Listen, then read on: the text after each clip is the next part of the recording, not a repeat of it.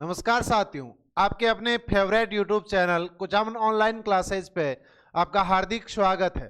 साथियों, पशु परिचय मॉडल पेपर भाग 13 जिसमें हम आज जो है पशु पालन के 45 टॉप क्वेश्चन लेकर के उपस्थित हुए हैं।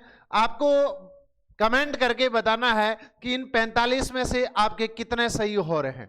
आपको अपनी तैयारी है जो है उसको परखना है कि तैयारी कैसी चल रही है, आपने भाग ब है इसको लेकर के तैयारी कैसी कर रखी है।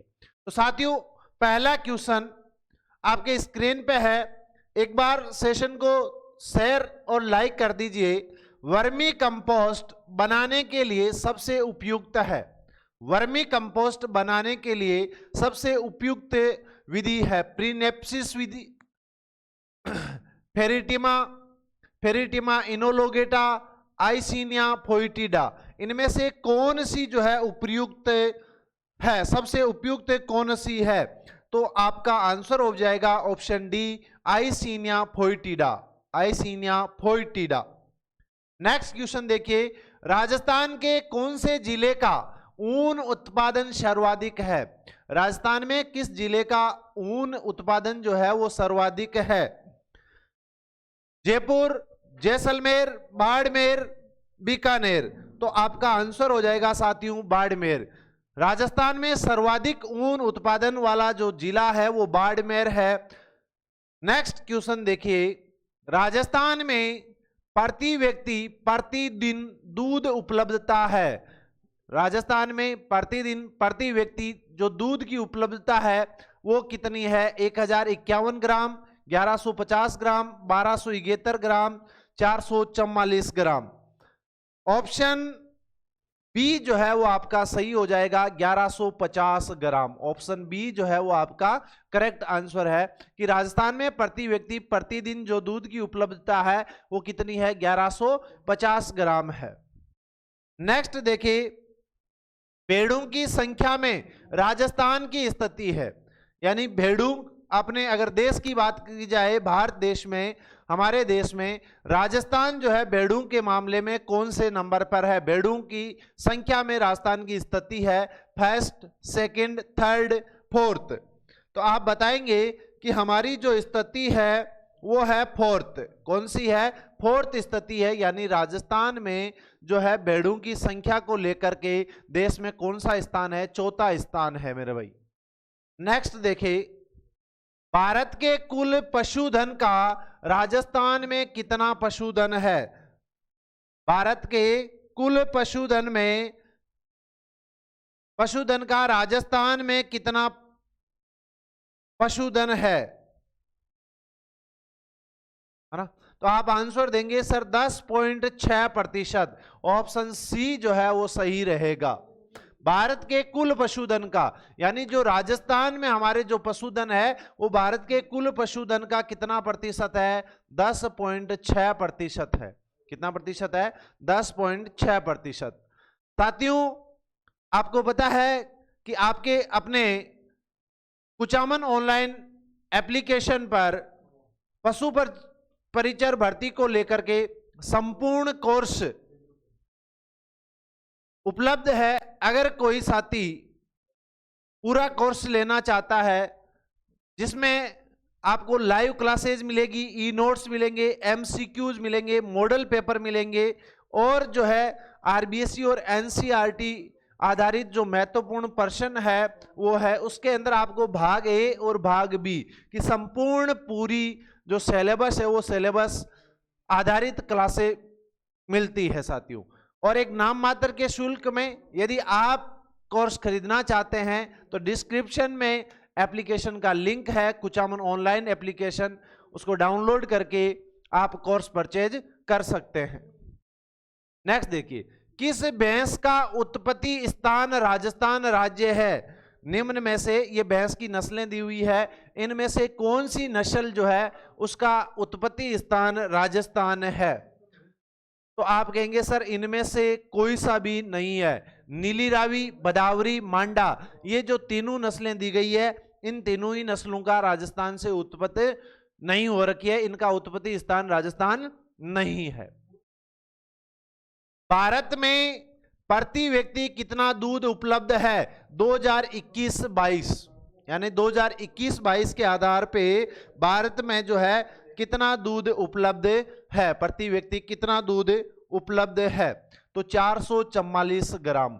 ऑप्शन बी जो है वो आपका सही रहेगा, 444 ग्राम कैपिटा पर डे, है ना, प्रतिदिन कितना, 444 ग्राम। अगला सवाल देखिए, अंडा उत्पादन में भारत का स्थान है, अंडा उत्पादन में भारत का स्थान है, अंडा उत्पादन में कौन सा स्थान है, थर्ड स्थान है। कौन सा स्थान है, थर्ड स्थान, ऑप्शन बी सही रहेगा। चलिए, मुर्गियों का चोंच मारकर एक दूसरे को घायल करना कहलाता है, यानी जब मुर्गियां जो है एक दूसरे को चोंच मार करके घायल कर देती है तो वो क्या कहलाता है, वो कहलाता है साथियों कैनोबोलिज्म। क्या कहलाता है, कैनोबोलिज्म। ऑप्शन सी सही रहेगा, ऑप्शन सी जो है सही रहेगा। मुर्गियां जब एक दूसरे को चोंच मार के घायल करती है तो उसे कहते हैं कैनोबोलिज्म। क्या कहा जाता है, कैनोबोलिज्म। मुर्गी अंडा देना आरंभ करती है, मुर्गी जो है अंडा देना कब आरंभ करती है, 5 से 6 माह में, 5 से 6 सप्ताह में, 20 से 22 सप्ताह में, या ए व सी दोनों। तो ऑप्शन हो जाएगा ए व सी दोनों, यानी 5 से 6 माह या 20 से 22 सप्ताह। अगर आपको ऑप्शन में 5 से 6 माह मिले तो भी सही है, और ऑप्शन में अगर 20 से 22 सप्ताह मिलता है तो भी सही है, और अगर ऑप्शन में दोनों मिलते हैं तो इस कंडीशन में आपका आंसर हो जाएगा कि ए व सी दोनों या ए व बी दोनों। नेक्स्ट देखिए, पशुओं की आयु ज्ञात करने का निम्न में से तरीका नहीं है। पशुओं की आयु ज्ञात करने के तरीके हैं, उन तरीकों में से जो ये ऑप्शन में दे रखा है कौन सा एक नहीं है, सिंगु द्वारा, खुरों द्वारा, दांतों द्वारा।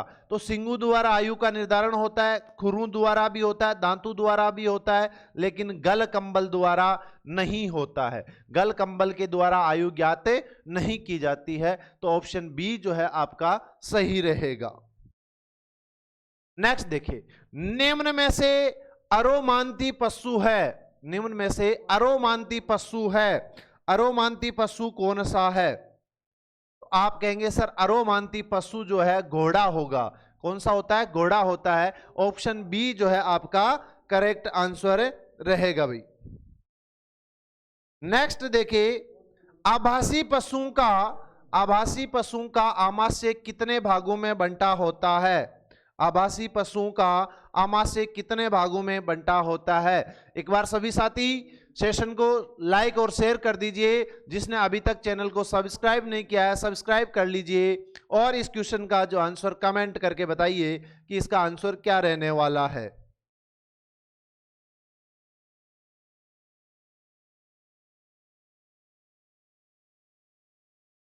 ऑप्शन बी आपका सही हो जाएगा कि आभासी पशुओं का जो आमाशय है इसको कितने भागों में बांटा गया है? 3 भागों में बांटा गया है। कितने भागों में? 3 भागों में।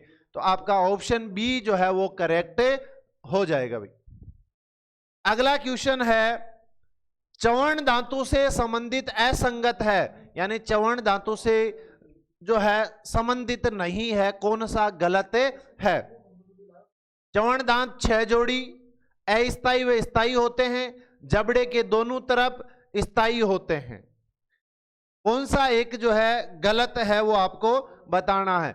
तो ऑप्शन बी जो है वो हो जाएगा कि अस्थायी व स्थायी होते हैं, है ना। इसका मतलब ये गलत है। तो आप ये कह सकते हो कि चवर्ण दांत होते हैं, 6 जोड़ी होते हैं, जबड़े के दोनों तरफ होते हैं और स्थायी भी होते हैं। क्योंकि असंगत ये इसलिए हुआ है कि ये स्थायी व स्थायी, है ना, तो ये स्थायी नहीं होते। अगला देखिएगा, नेक्स्ट है, संकर गाय को 1 किलो दाना कितने दूध उत्पादन पर देते हैं? जो संकर गाय होती है उसको कितना जो दूध उत्पादन होने पर उसको 1 किलो दाना दिया जाता है? ऑप्शन है 2.5 लीटर, 3 लीटर, 4 लीटर, 5 लीटर। तो आपका आंसर है ऑप्शन ए सही होगा कि 2.5 लीटर दूध उत्पादन पे संकर गाय को 1 किलो दाना दिया जाता है।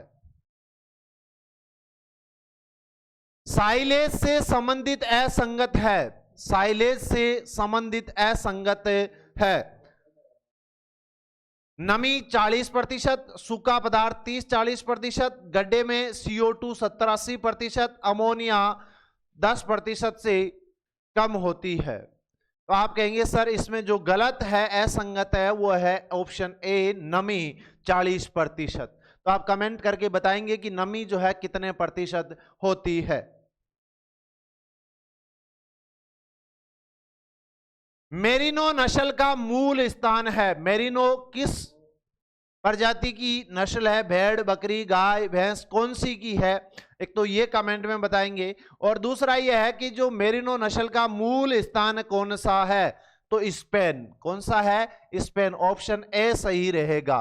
मेरिनो जो नस्ल है वो कौन सी नस्ल है, किसकी है, आप कमेंट में बताएंगे, और इसका मूल स्थान है स्पेन।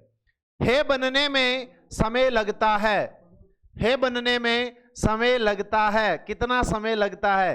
1 से 1.5 माह, 4 से 6 सप्ताह, 30 से 45 दिन, उपयुक्त सभी, उपयुक्त सभी। तो आप बताएंगे कि इनमें से कौन सा जो है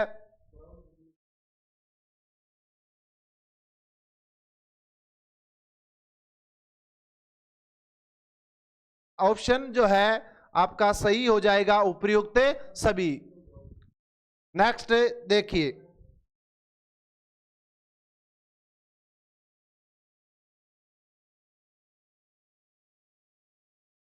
नेक्स्ट क्वेश्चन है, नर जनन तंत्र को कितने भागों में बांटा गया है?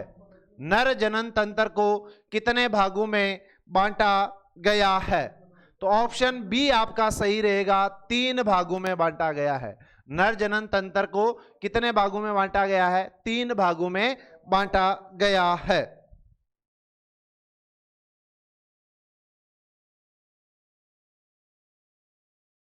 अगला देखिए, वीर्य सेचन के लिए भेड़ बकरी में कौन सी विधि उपयोग में लाई जाती है? वीर्य सेचन के लिए भेड़ बकरी में कौन सी विधि उपयोग में लाई जाती है?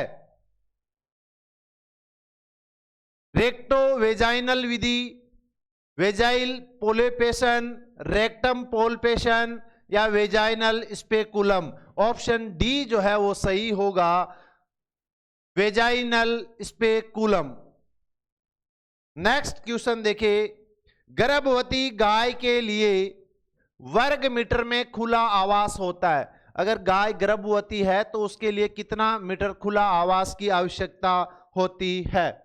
ऑप्शन बी सही होगा, 8 वर्ग मीटर। कितने मीटर आवश्यकता होती है? 8 वर्ग मीटर की आवश्यकता होती है।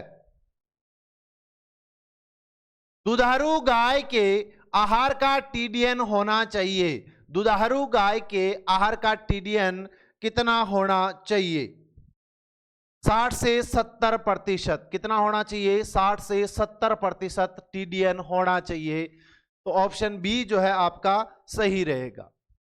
किसके दूध में सर्वाधिक इंसुलिन की मात्रा पाई जाती है? किसके दूध में सर्वाधिक इंसुलिन की मात्रा पाई जाती है? Option C ऊंटनी। ऊंटनी के दूध में सर्वाधिक इंसुलिन की मात्रा पाई जाती है। पशु पहचान की टैटूइंग विधि में पशु की उम्र होती है।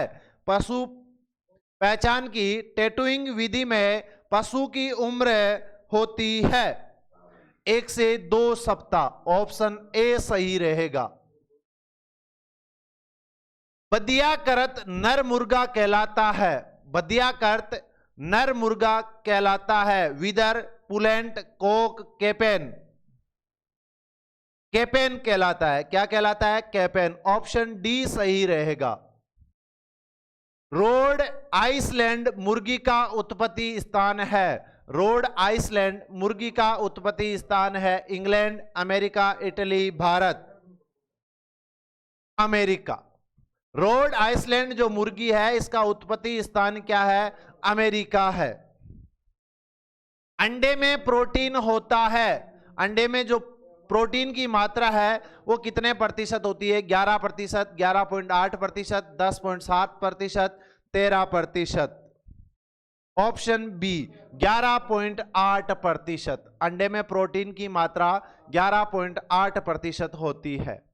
केंद्रीय पक्षी अनुसंधान संस्थान स्थित है। केंद्रीय पक्षी अनुसंधान संस्थान कहां पर स्थित है? Bhubaneswar, Izzatnagar, Telangana, Andhra Pradesh. Option B Izzatnagar, option B होगा। केंद्रीय पक्षी अनुसंधान संस्थान जो है वो इज्जतनगर में स्थित है।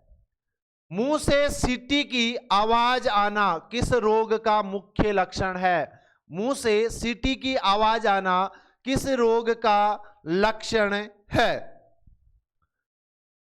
रानीखेत, न्यूकैसल, चेचक। तो आपका आंसर हो जाएगा ए व सी दोनों, यानी जो मुंह से सीटी आती है वो रानीखेत और न्यूकैसल रोग के तहत आती है। 30वां क्वेश्चन, मुर्गी का इनक्यूबेशन समय होता है। मुर्गी का इनक्यूबेशन जो समय होता है वो कितने दिन का होता है? 19 दिन, 21 दिन, 30 दिन या 50 दिन? ऑप्शन बी सही रहेगा, 31 दिन। कितने दिन का होता है? 21 दिन का। मुर्गी का इनक्यूबेशन का जो समय होता है वो कितने दिन का होता है? 21 दिन का होता है। थनैला किस प्रकार का रोग है? थनैला जो है किस प्रकार का रोग है? ये स्थानीय रोग है। कैसा रोग है? स्थानीय। कौन से जानवर में पाया जाता है? आप कमेंट करके बताइए। रोमन नाक कौन सी नस्ल की बकरी की पहचान है? यानी रोमन नाक वाली जो बकरी है वो कौन सी नस्ल की होती है? सिरोही, बीटल, बारबरी या जमुनापरी? ऑप्शन डी सही रहेगा, जमुनापरी। जो रोमन नाक होती है वो किसकी होती है? जमुनापरी की होती है। हल्के रेचक का उदाहरण है, हल्के रेचक का उदाहरण है अलसी का तेल, बोरियम क्लोराइड, इसबगोल की भूसी, क्रोटन तेल। हल्के रेचक, तो आप कहेंगे सर इसबगोल की भूसी। ऑप्शन सी सही रहेगा। खुरपक्का मुंह पक्का में फिनाइल का खुरों को धोने के लिए उपयोग करते हैं। खुरपक्का और मुंह पक्का जो रोग होता है उसमें फिनाइल का खुरों को धोने के लिए उपयोग करते हैं। 1%, है ना? कितना होता है? 1%। ऑप्शन बी सही रहेगा। पशुशाला उपकरण धोने के लिए लाइसोसोल का उपयोग करते हैं। पशुशाला उपकरण में जो होते हैं धोने के लिए लाइसोसोल का उपयोग करते हैं। 2%, 1 से 2%, 1%, 5%। ऑप्शन बी सही रहेगा, 1 से 2%। हसिया आकार सींग भैंस की किस नस्ल की विशेषता है? यानी हसिया के समान जो है किस भैंस के सींग होते हैं? हसिया के समान किस भैंस के सींग होते हैं? ऑप्शन डी यानी सूरती नस्ल की जो भैंस होती है उसके सींग किस प्रकार के होते हैं? हसिया के प्रकार के होते हैं।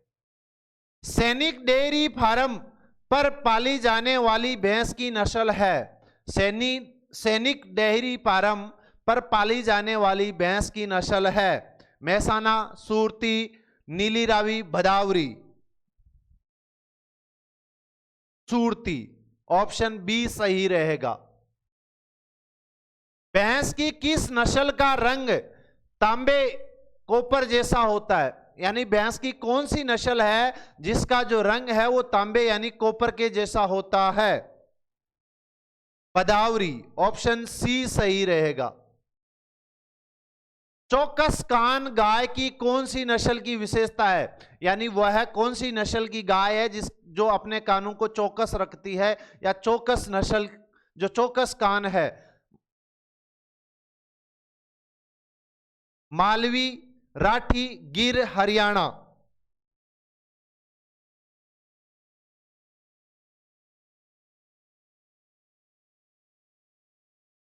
बताइए भाई, कमेंट करिए कौन सा होगा, मालवी, राठी, गिर, हरियाणा।